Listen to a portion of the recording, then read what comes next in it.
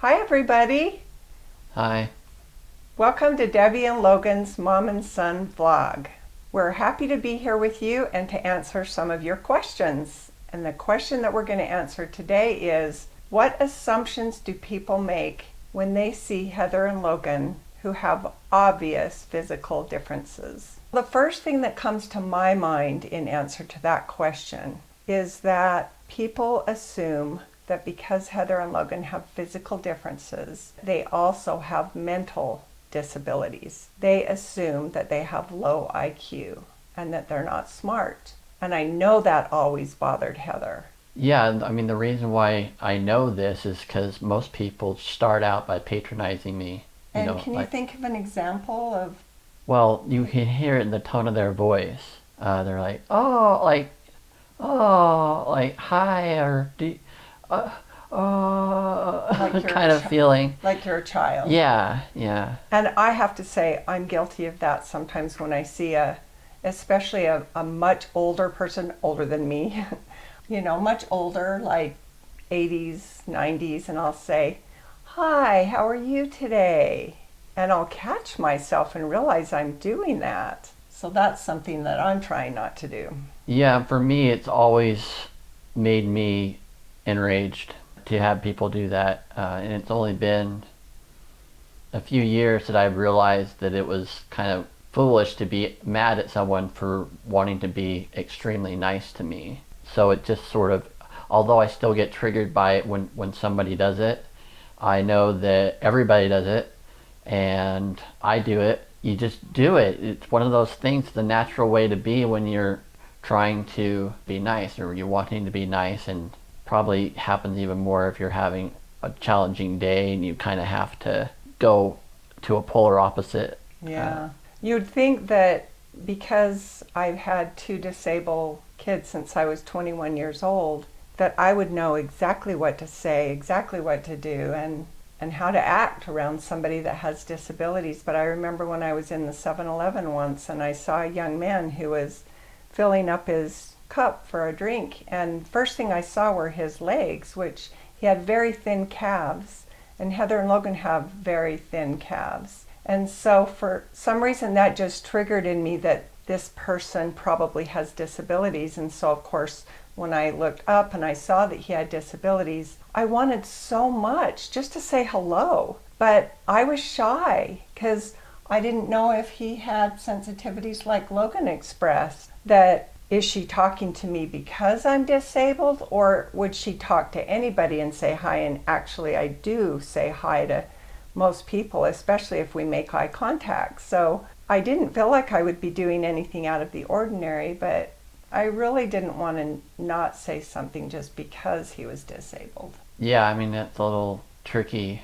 Do you want to acknowledge this person that is disabled and kind of doesn't want to be acknowledged for their disability, so they're kind of wanting to be invisible, and for you to say hi to them is all offends their activity, what they're doing, because they just want to not be there because people have a negative reaction to their looks. Yeah. And in all honesty, I think there's a part of me that wants them to know that I understand. But what makes me think I understand them? They're not Heather, they're not Logan. So that's an assumption on my part. So I think we can all be better at trying not to make assumptions when we see anybody that looks different or sounds different or has different beliefs about us, because we just don't know. Well, I think that assumptions are part of the human condition, and it's just part of how we operate. I always look back to primitive examples of when we were monkeys. and the simple things like the food, shelter, water stuff is also like, am I in danger? Am I susceptible? How am I going to deal with this other person or this other factor? That's true. And I think a lot of us operate from past experience. So when we meet somebody who looks typical, acts typical, then we know how to act. So we take that and go from there.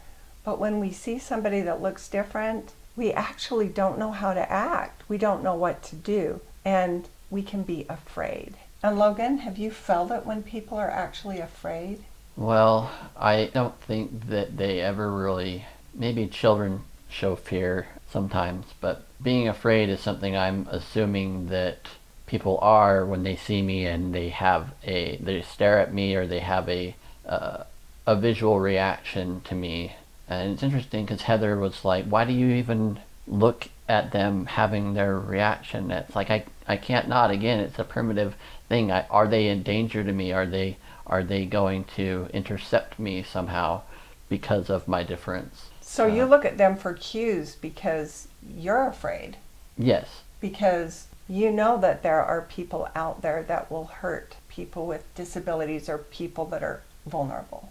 Yeah, I mean, I have experience as a child. I had a kid hit me, basically assault me, and I hit my head and I was bleeding all over. I don't know if you were even ever told about it, to be honest. I remember sitting in the office, the principal's office with they have like a large bag of ice that was bigger than my head on my head. So I know that it's literally dangerous to look like me. And that's a fear that you've lived with your whole life. Yeah. Because Heather did know that people thought she was intellectually challenged, and she had a high IQ in many categories, so she was definitely not intellectually challenged. But because she had autism, she processed conversation more slowly, so she could appear like she didn't understand what was going on. So from a very young age, I taught her that people would assume that she wasn't as intelligent as she is. And I taught Heather and Logan that if they could bring themselves to do it, a good way to break the ice, as you could say, around people is to introduce yourself. Hi, I'm Heather. Hi, I'm Logan. What's your name? And I used to teach them that as children. I don't know how often they did it. I don't do normal social things. I mean, I do what you do. So when someone talks to me or interacts with me, I kind of tend to do what you do. I think we already, or I brought that up a while back, parroting what you've done. So it's kind of automatic then that you'll respond. Yeah, but I don't think I've ever said, hi, I'm Logan, to anybody. Like to initiate an introduction. Yeah, I mean, I wouldn't initiate generally. Maybe at a group function, like if you were at your Connect, which is a group for artists, would you, if you wanted to talk to someone, could you see yourself saying, hi, I'm Logan? Well, generally people ask me what my name is. Yeah. So I don't have to do that. So I just, that's good. It's not something I am comfortable doing. It would be great if I was better at doing that type of behavior. Well, I would say it's probably part of the human condition that most people aren't comfortable just walking up to a stranger, even if it is in context of a group function that they're all at. Most people stand back and wait for someone to approach them, or maybe go stand by a group of people so you can kind of ease your way into the group. Yeah. So one thing I taught Heather for sure, and I'm pretty sure Logan too, and that is if you go to college and you get a college degree, then people are going to know you're intelligent. And when you go apply for a job, they're not just going to assume that you're intellectually challenged, because they're going to see in your resume that you have a college degree. And Heather got a Bachelor of Science degree at the University of Utah, and she was always very proud of that. And it wasn't easy either. She got discouraged, and some days she wanted to quit, and she would say, why am I doing this? And then I would remind her why she's doing it, and that it would also make her more valuable as an employee. Not only would it make her more intelligent, not more well, yeah. College does make you more intelligent. It teaches you a lot of things that you don't learn. We had that conversation at least once a month all the way through college because it was challenging. And Logan, you got a degree as well. Yeah, I got an associate's degree at a trade school in graphic design way back in 1999. But I had tried a 4-year college or a couple of times and was just overwhelmed by the amount of work that I needed to do, because I was taking like 16 hours of classes per semester. And so it was really just too much for me, but I didn't know why it was too much for me, and I just became overwhelmed and unable to do any more than one semester at Westminster, and then I I did one semester at the University of Utah a few years later, and school is not my thing.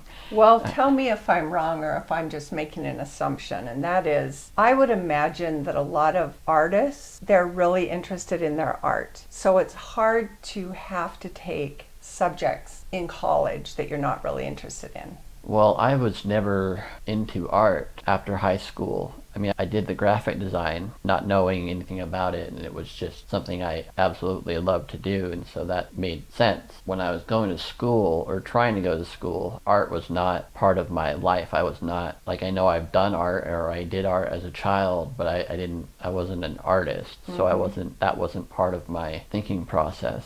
You wanted to go out point. and get a job because you were excited to be Well, I was an just adult. trying to a good grade in these classes that are first classes, and I have another 4 years left to do this. You know, I didn't realize how much help I had with the communications class that I took from kindergarten through graduation. That was really a free period to organize my school and my homework and what I need to do and everything. And once I didn't have that, I just didn't do it. And so I was overwhelmed by the amount of organizational thinking that had to happen. And we didn't know that Heather and Logan were on the autism spectrum, so they didn't get help for that while they were going to college. And because they have a hearing loss, that's why they had this communication specialist who was essentially a tutor for them. And she helped them organize their homework, organize their thoughts, help them be clear of the context that the work was being done in or that the question was being asked. And she really helped them a lot. We didn't realize they were autistic until their mid 20s for you, late 20s for Heather. And so that would have been really, really helpful for you in going to college if that's what you wanted to do. So. Yeah, but it may have also been limiting to have that, to know that as a child that I had a developmental disorder. Yeah, it's hard to say, isn't it? Yeah. That was very shocking for you. It was like you said, pulling the rug out from under you when you got diagnosed with autism. Yeah. It was a hard time. Another thing that people assume is that Heather and Logan, because they're so physically disabled, they assume that they live at home and that they don't drive. When in fact, they both drive and they both live in their own apartments. Logan since he was 18 years old and Heather since she was about 22. You like to drive. Yeah, I mean, I've always liked to drive. And how are you able to drive more comfortably? Because you're 6'1" and you have short arms, so it's pretty challenging when you get in a car, right? Yeah, I mean, I didn't realize it was a challenge. I wasn't tall until after I graduated That's true. high school, but my first car didn't have power steering in it, and I didn't think anything of it at the time. I didn't think that it was harder or not, and now I can't even have normal power steering. I need, what's it called? Less resistant steering. Right, so you can basically steer with one finger, and so it makes it really easy to drive. But when I have to like rent a car or something, I'm back to, it's really a struggle. And you also have a stick. Yeah, my car has a manual drive, so I have an extender on my stick, kind of like a semi truck. So it's right back here, so I can do it as easily as possible. It's still pretty challenging. I probably wouldn't buy another car that is manual again. It's just hard enough to make driving somewhere, going somewhere, doing chores, things just that much more difficult. Well, and Heather drove, but she sure didn't like it. And of course, I didn't know she was autistic, so when she turned 16, I was surprised that she didn't want to drive. She really didn't want to drive. But I coaxed her along and taught her and drove her when I was able. And then when she got into college, she was facing a choice. I said, you can drive, or you can ride a bus, or you can not go to activities that you want to go to. And she realized, well, obviously driving is the best choice. So even though she did not enjoy driving, it was a lot for her to focus on. She did drive, and they both have an extended steering wheel column, so the steering wheel is close to them and it's easy to steer, as Logan said. And she had an automatic. It's kind of interesting, when Heather got diagnosed with cancer, the first thing she said is, "Yay, I don't have to drive anymore." I think the older she got, the less she wanted to drive, but She did drive. Yeah. And so people are surprised when they find out Heather and Logan live in their own apartments and that they drive. And it's always a source of pride, I believe. I mean, it shouldn't be. I mean, it's just driving a car. Yeah. So it really is not. I don't think that I ever considered it other than like a normal teenage boy wanting to drive pride that you get in driving, but I didn't have the pride that I was driving even though I had disabilities, because as I mentioned in earlier segments, I was not living in a reality where I was disabled until I was about 24. Well, and that is an interesting story, Logan. I always find that story amazing, that Logan lived in denial till he was about 24. He did not even acknowledge his disabilities, and he in fact was struggling in life and didn't understand why. And then one thing led to another, and you realized almost suddenly that you were in fact disabled. Yeah, I was also in a lot of pain that I didn't realize. I think at 27 I had my wisdom teeth pulled and was given hydrocodone, and I just started painting. I was already struggling with painting back then, but when I was on the drugs, like I was able to paint, and it just helped. But it also helps a lot of people, and they get addicted, and I got addicted and was taking a lot during the day and eventually had to get off. But I still take a version of pain meds that if I didn't have them, I would just be racked with pain from just functioning, normal daily wear and tear on my body. I'm so grateful that you got your medications under control. Yeah, it was a gift. challenge.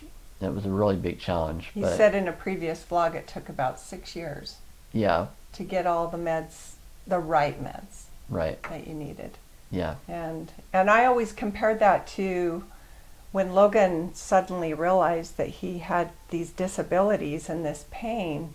I really compared that to someone who'd never had disabilities and they got in a car accident and ended up with permanent disabilities. That it was that shocking to Logan. That was the level of denial that he lived his life in. Yeah, it was alarming. I think another thing that people assume based on their actions is that they assume that because Heather and Logan look different and they've already assumed that they must be intellectually challenged, they assume that Heather and Logan don't notice them staring. And people can really stare, and I honestly don't think they realize it. Yeah, most people stare. Pretty much everybody stares. But most people try and look away at least when the person looks at them. But I've been in situations with you and Heather where it's like they don't even think about hiding their natural reaction of staring. And I assume that it's because they think you don't notice. Probably. Heather told me a funny story once. She and her grandma were walking through the mall, and there was a lady that was staring at Heather so intently that she crashed into a pillar. And Heather and her grandma, they laughed about this.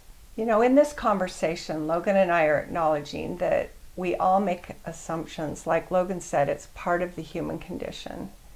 And we make assumptions about people's assumptions, and we all do it, and it's something that we can all get better at. Just always question your assumptions. Yeah, that's a great idea, Logan.